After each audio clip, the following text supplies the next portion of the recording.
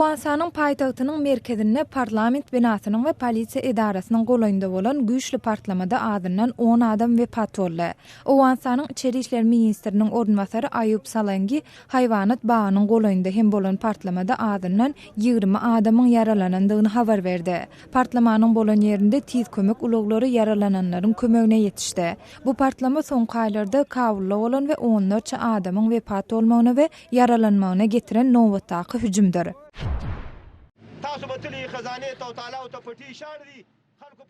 Pakistanyň Mohmand adly tire taýpalar tewitinde studentler, muallimler we ýaşlylar mekteplere ýerli däl muallimleriň işe alynmagyna garşy protest geçirdiler. Bu protestler döwründe tewitdäki 20 mektep ýapyly we aktivistler Pakistanyň bilim departamentine garşy şygarlary gyýyrdylar. Protestçiler tewitdäki mekteplere ýerli muallimleriň işe alynmaýandygyny aýdyp şikayet etdiler. Siz Adatlyk radiosynyň şuň kütädelikleri bilen tanış bolňyz.